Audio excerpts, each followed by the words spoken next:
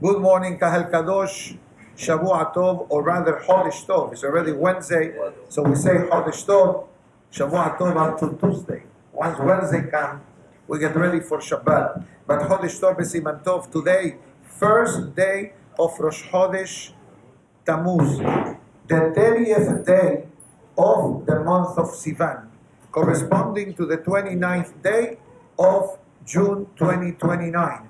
Today, breakfast, yes, June 29, 2022. Today's breakfast and class graciously sponsored by Mr. Joseph Falak and family, Le'ilui Nishmat, his beloved wife, Susan Bat Simcha, Aliyah Shalom. Additionally, today's class graciously sponsored by Mr. Ernest Maslaton and family, Le'ilui Nishmat, Eliyahu Ben Aliza, Alav Shalom. Additionally, today's class graciously sponsored by Nathan Yadgert and family, Le'ilui Nishmat, his beloved grandfather, Yosef Ben Salman, Alav Shalom. Additionally, today's class graciously dedicated for the Refuah Shelema of Leah Bat Sara, Malka Bat Shaindol, and Malka Haya Bat Joyce Simcha. And Kadosh Baruch Hu send them a Refuah Shelema among the Holim of all of Am Israel. Amen. Amen. So, it's already Wednesday and Rosh Chodesh Tammuz. According to many, Rosh Chodesh Tammuz is the yortzeit of Yosef HaSadik. I'm not sure if it's today or tomorrow, but it says clearly in the book, Rosh Chodesh Tammuz. So since today we still are in Sivan mode, I'll save the Rosh Chodesh lesson and message very nether for tomorrow morning. Fair enough? Beautiful. Hopefully we'll start tomorrow a few minutes earlier than today. Amen. Now, let's introduce the topic of Korah in this week's Perashah. We know that once we say the name Korah, right away, one word pops up. Mahloket. Argument. Strife. Now, the Torah, as we heard of on Shabbat, is not a book of stories. If there is a historical event written in the Torah, that is a sign that I have a lesson to learn from that. Let's travel very quickly on the week's Perashiot that preceded Korah. One Perashah is called Be'alotecha, Perashah of the Menorah of the Kohen Gadol. But at the end of the Perashah finishes with the unfortunate situation of Miriam and Aharon, that they were talking about Moshe. They made a comment about Moshe, and the Pasuk right away tells us that they became afflicted by Sarat. The next Perashah, by leprosy. They spoke Lashon Hara. Second Perashah, Shelach Lecha. What was the fiasco of Shelach Lecha?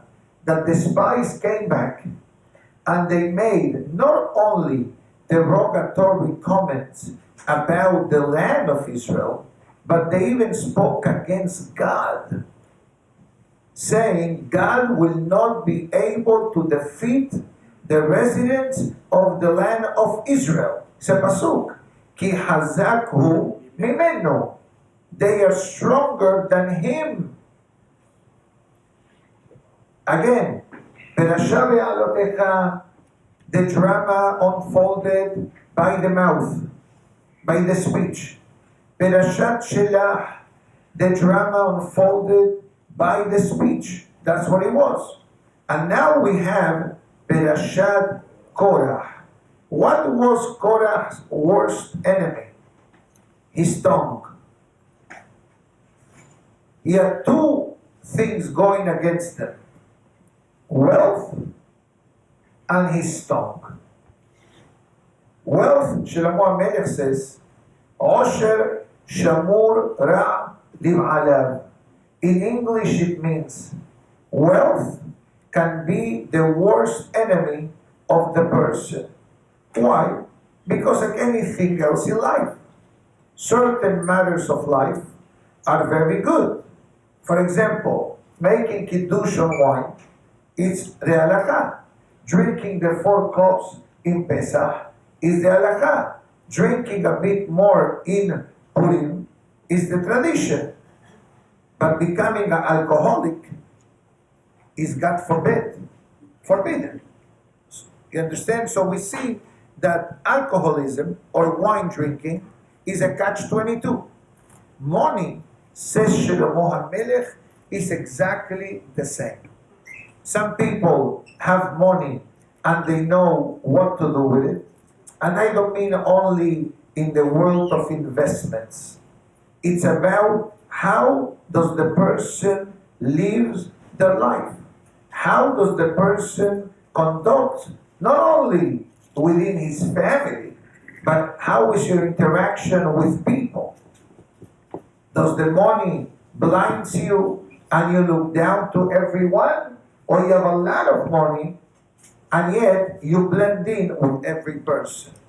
So here we see it's a catch-22. It's like winning the lottery. We discussed this the other day.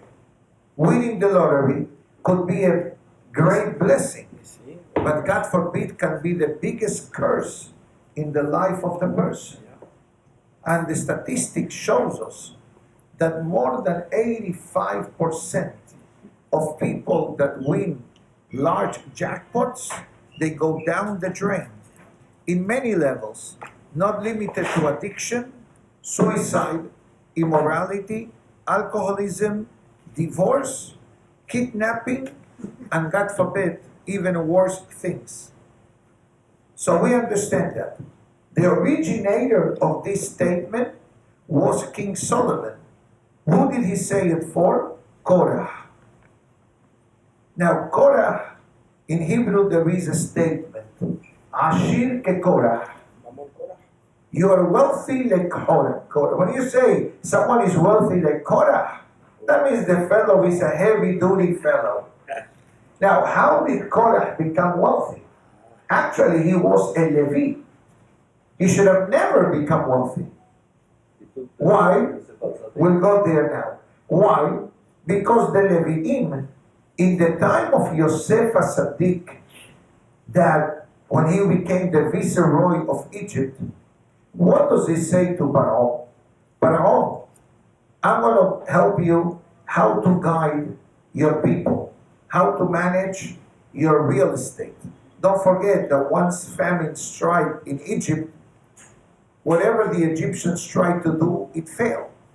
Only when they followed the advice of Yosef HaSadik, the Egyptian nation was able to have food to eat.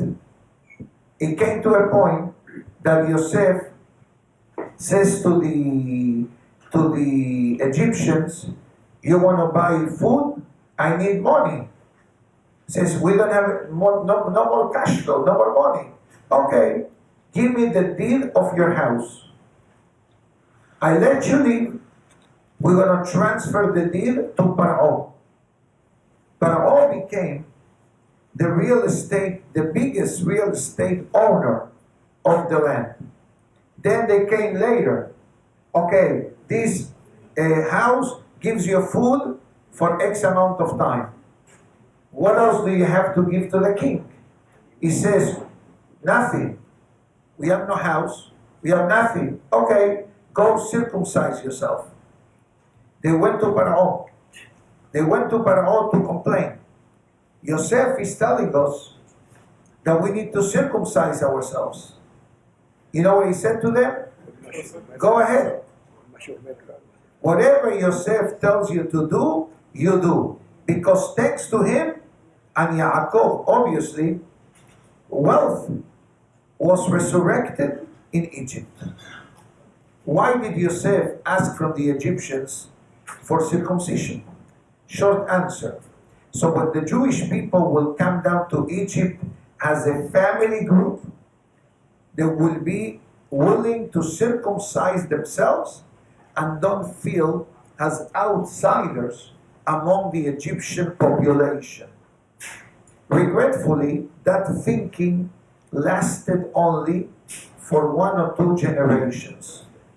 Afterwards, there was no circumcision at all, and the next time circumcision was activated was when it came to the Korban Pesach, that we ate it before we left Egypt, because the halakha is that a Jew that is not circumcised cannot eat the Korban Pesach. So imagine yourself now, people were flocking from different parts of the Middle East to come to Egypt to buy food. Okay? So what happens? Yosef was able to amass a tremendous amount of wealth to Paro. Let's clarify. Everything that Yosef did, there was nothing for him. He only was looking for the spiritual blending of the Jewish people in the Egyptian society. So what does he say to Paro? Paro, every nation needs to have religion. Members of the clergy, that's the legal name. A rabbi, it's called a member of the clergy or clergyman. Rabbi, imam, priest, they all carry the same title, a clergyman. So Yosef Sadiq made a rule that members of the clergy, they will get governmental dividends and benefits without having to delegate the deed of their homes to Paro. In American law, there is such a thing also. That's called parsonage. Parsonage is a fraction of the salary that does not get taxed. I pay taxes like anybody else. But there is a percentage that the government allows for members of the clergy to be like a tax-free, a small percentage, not a lot. It helps. So this origination of this law was by Yosef. And what was the purpose of Yosef doing this? So the tribe of Levi will be able to remain slave-free because they were members of the clergy. Okay? Like in America, for example, to go to the army, correct? It's not mandatory to go to the army. But students can have delays. Also in Israel, I believe they can have delays. I'm not too familiar with that law, but I believe that there is such a thing. Now, so the old tribe of Levi did not really experience in their own skin the slavery. And that's why when the Torah gives us the census of the tribes, the Levi was the smallest tribe. Because by them not being slaves, so the miracle of procreation, 6 children per pregnancy, didn't apply. The rest of the Jewish tribes, the Pasuk writes, 6 babies at a time. Ubnei Israel, Paru, Vaishlesu, Vairbu, Vayatzmu, Bim'on, Me'od. 6 babies at a time. The rest of Am Israel, except Levi. Levi'im were always dedicated to learning Torah. And that's how they flourished. And that's how they succeeded. And that's the reason why when it came to the scene of the golden calf, the Levi'im, there was no one from their tribe that was affected by the sin of the golden calf, because they were not involved with it. Why not? Because they didn't assimilate the customs and the traditions of the Egyptians. They were students of the Kollel. And we even know the address of the Kollel in Egypt. Goshen, city of Goshen. The Kollel of Goshen. That was the first Kollel open in the world. Who opened this kollel? Yehuda, by messenger of Yaakov. The Torah writes at the end of Sefer Bereshit that when Yaakov became aware that Yosef was alive and is getting ready to go to Egypt, the Pasuk says, Be'et Yehuda, Shalach lehorot lefanav Goshna. To Yehuda, Yaakov sent to open the yeshiva in Goshen. Rashi says, Liftoach bet Talmud shemisham tetzeh hora'ah. Open the first kollel in the world. The first kollel in the world was in Egypt, in the city of Goshen. This was the city that Paro, in the middle of Sefer Bereshit, gifted to Sara. When came the incident between Paro that he took Sara, etc., so he sent Sara with gifts. One of the gifts was the city of Goshen. This is where Yaakov Avinu opened up the kollel in Egypt. And that's where the Leviim learned. And therefore, when we talk about this historical background, everybody followed this with one exception. Korah. There is a pasuk that says, Ohev kesef, lo isba kesef. A person that is desperate for money will never be satisfied financially. We all need money. If you believe that I don't need money, you're making a big mistake. And the rabbi, I'm not such a tzaddik. Why did you talk about that? What do you mean? I don't know. You have to pay bills, expenses, food, electricity, insurance, I don't know. I'm not a malach. Right? Anyways, why did they say that the rabbi needs money? Because we all know that money is a financial necessity and tool for life. You can't live without money. We don't have the manna coming down. Yeah, we have the manna coming down in a paycheck. Right? You get a paycheck. You get the manna delivered. Especially if you have direct deposit. So you get the manna delivered every week.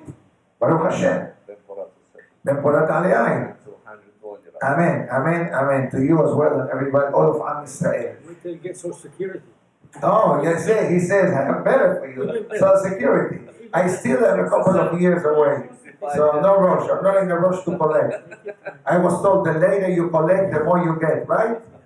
We just hope that by the time you need it, he's still alive. Yes. He needs the Shalema also, the Tehiyat HaMetim. But going back, we all agree that a person needs money to provide for the wife, for the children, etc. But if the person only goal in life is money,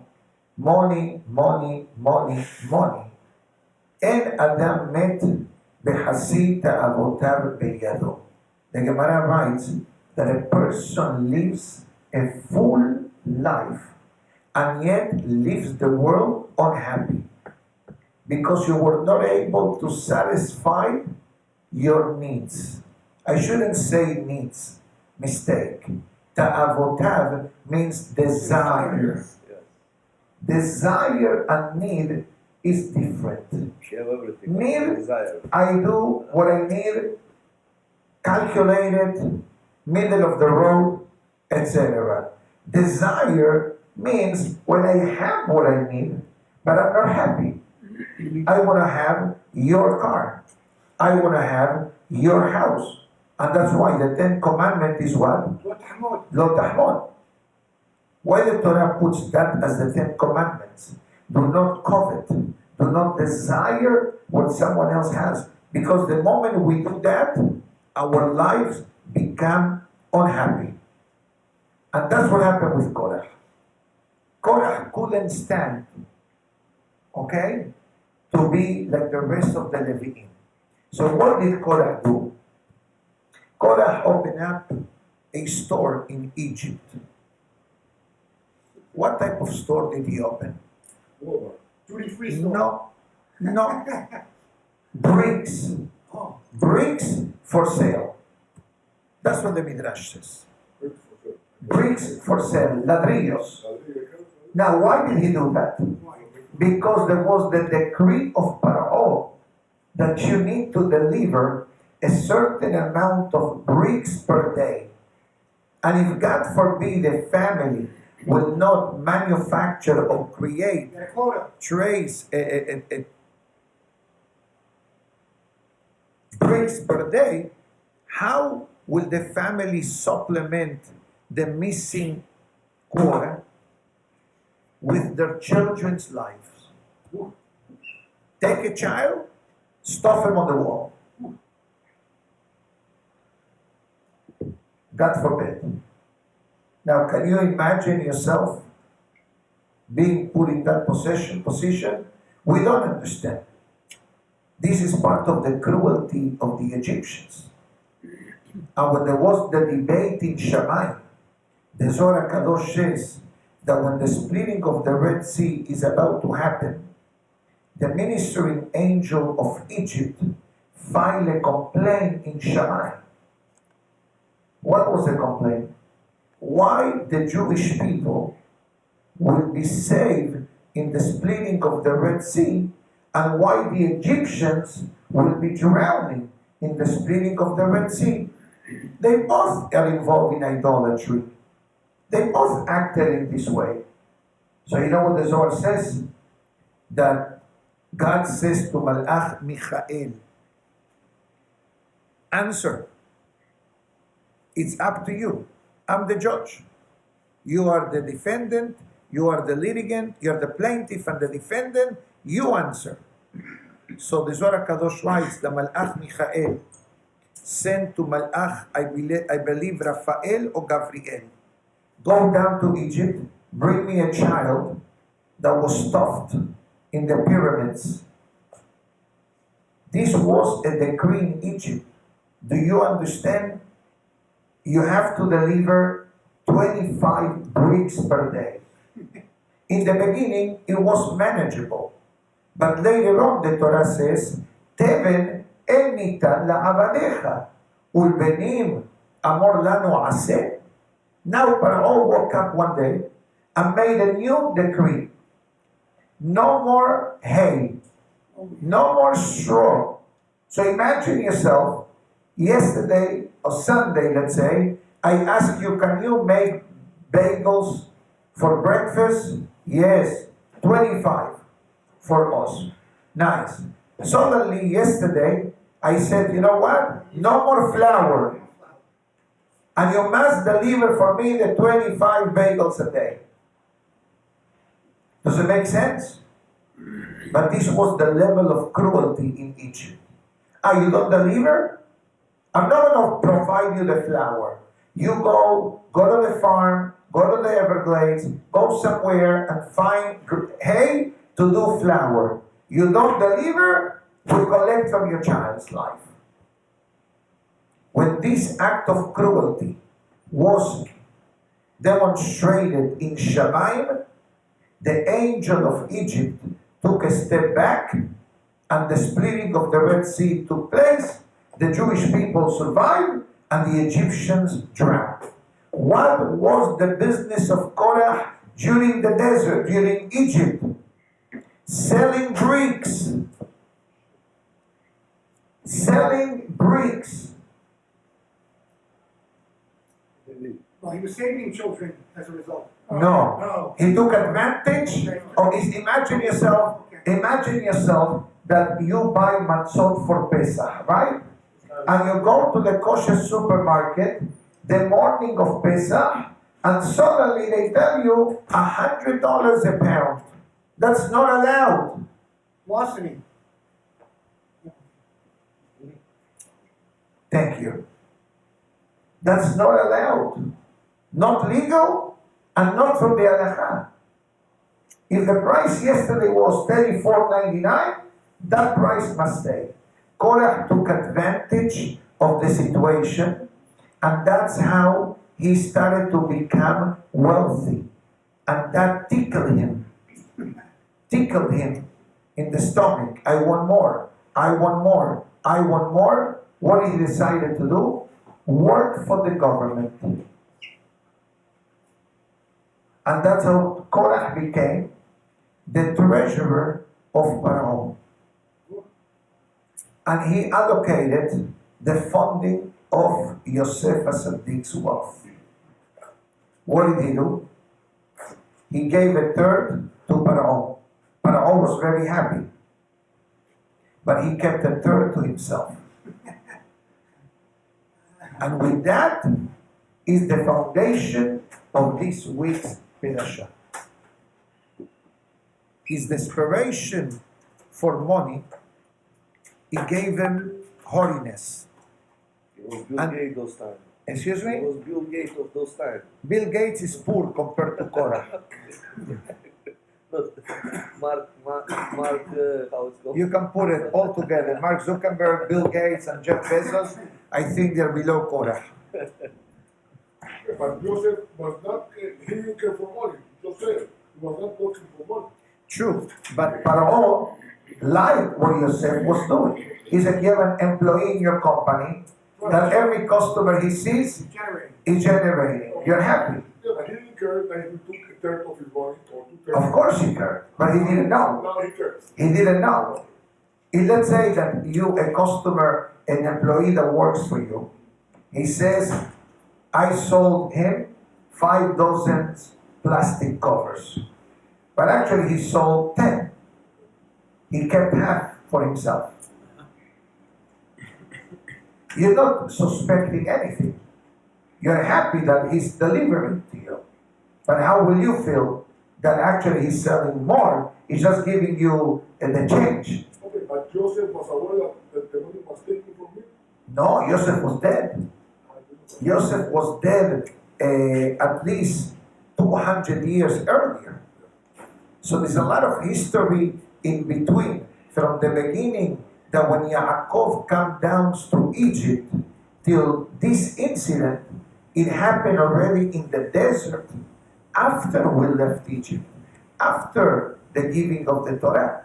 So we're talking about between Yosef and this incident, over 210 years for sure. How Even old more. was Korah? How old he was? According to some opinions, 130 years old, give or take. Anyways, so what happened with Korah? Once money went over his head, in Spanish they say, se le subió a la cabeza, right? There is such a statement. He went over his head. Now he says, why should I settle? I should be in the front seat. Why should I be on the third row? I want to be on the third seat, in the front. Look at Moshe, he says. Moshe is a politician. His brother Aharon is the Kohen Gadol. His sisters married to Caleb. He is the spy of the land of Israel, Yehuda. His sons, the sons of Aharon, Elazar and Itamar, they are also part of the Mishpuch. I also want to get wet with politics and power. This is what prompted the jealousy of Korah. And what weapon does Korah uses? Mahloket. Let me stir the pot. Like it's happening today in the politics. The January 6th fiasco. But what's going on? You don't follow the news. You don't know what to believe. I don't follow it because I got tired. You know, what to believe. This person, that person. You know, who do you believe? But it's dirty. It's getting dirtier by the day. And this is what Korah was trying to do. Korah was a very eloquent person, speaker. So he has money. When a person has money and speaks, people listen. That's exactly what he did. He bamboozled the head of the tribes of Reuben, that they were his next door neighbor. From here, the Torah teaches us, be careful who your neighbors are. Oy la rasha, oy lishcheno. You have a good friend? That's beautiful. You have a friend that is not that good? Keep your distance. Be polite. Be respectful. Be nice. But you know what? You don't have to mingle and to blend and to go everywhere with him or with her based on the gender, obviously. And that's why Perashat Korah follows Perashat Shelah. The sin of the spies was by talking. The sin of Korah was by talking. And that's why, if you look at this week's Perashat, how did Korah left the world? How? Listen to the pasuk. Batiftah haaretz et piha. Korah opens his mouth against Moshe. The earth opened his mouth against Korah. Midah keneged midah. Measure for measure. And the parasha goes further, but I think for today, being Rosh Chodesh and it's already later than usual, at least we did an opening concept to understand, and I'll finish with this. In America, this is not really a tradition that is being followed for many different reasons. But I remember as a child, and I don't know how it's in Panama or in Mexico, but I believe that in America it's not so. In Halab, used to be a tradition that Perashat Korah will not be read by itself. Korah Hokat. Why not? Not to give full attention to the topic of argument. Because the topic of argument, says the Hafetz Haim, it breaks relationships. When people argue, and we're not talking about that you're arguing in a Torah matter or you're arguing in the learning. When Pashut people argue, if it's in marriage or if it's in different areas of life, arguments don't really bring beracha. That's why it brings a lot of negativity and toxicity as well. And that's why the Hafetz Haim says, if you look at the word mahloket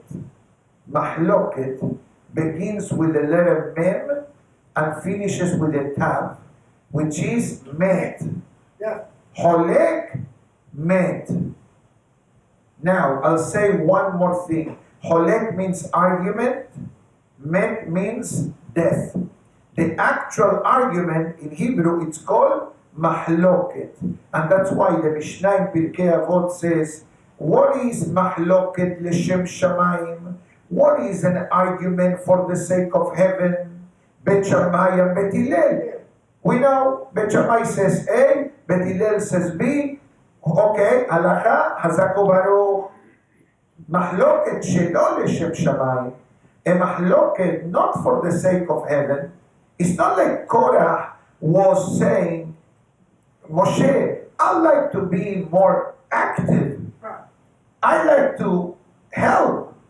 No, Korah complained. Why monopoly? And B, he convinced 250 people that they were going to die guaranteed. Because what does he say? Let's do the test. Do the ketoret. So they all knew that from 250 people, 249 was going to die. Like it happened to the sons of Aharon. So he brought them to the death. But I'll finish with this. The Mishnah says, Korah be'adato. What is an argument or a strife that is uncalled for? Korah and his gangsters, his followers. So the commentaries ask, pay attention to the Mishnah. The Mishnah doesn't say Moshe and Korah. What the Mishnah says, Korah and his followers. Why? Because Moshe Rabbeinu was not the instigator. Moshe Rabbeinu actually tried to appease Korah, Shimon ben Levi. Moshe says, allow me to explain a bit and see, don't minimize who you are. Moshe Rabbeinu says, Korah, you are a Levi, third in line. And don't forget that your great-grandson will be Shmuel HaNavi, that is greater than Moshe and Aharon put together. Which Faige says, this was what prompted in part to Korah to find. He says, if I'm going to have a descendant of the greatness of Shmuel HaNavi that is comparable to Moshe and Aharon, why should I be chopped liver and be on the third seat? I should be on the front. That was one. But I'm going to say one more statement, and this will finish. Belly never. That means that I may not finish, but out of respect to you, I'm going to finish. I'm going to say something that is not pleasant to say because it deals with an unfortunate concept. The concept of heavenly judgment. How does it work? I don't know the answer, but I'll tell you the little that I know from the Torah of guidelines. A person is born from 0 to bar or bat mitzvah. All the mitzvot done is under the title of training education.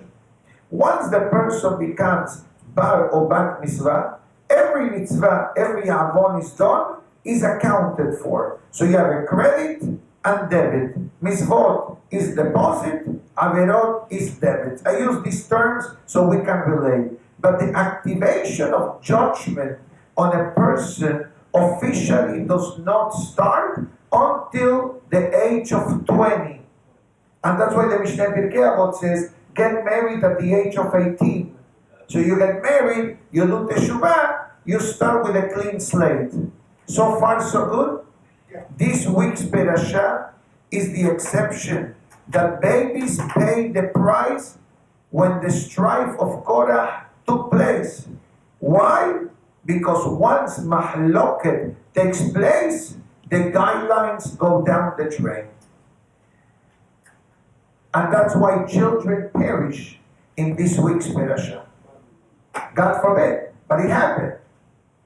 With the exception of the sons of Korah. The Pasuk will say much later, Ubne Korah lo metu. The son of Korah did not die. What happened with the sons of Korah? They had a conflict in their heart. We have a mitzvah from the Torah to follow and to honor your parents. We have a mitzvah from the Torah to follow the Chachamim. Who do you follow? Moshe or Korah? So to Korah, they said, yeah, you're right, Dad, you're right. In their heart, they said, Moshe is right. So it came the moment of truth. When the earth opened up, what happens? There are different opinions what happens. One opinion says that Korah and everybody else went down the Sheol. Sheol means the basement of Gehinna. God for the abyss. God forbid. Yani the basement. It's called Sheol Tahid, God forbid.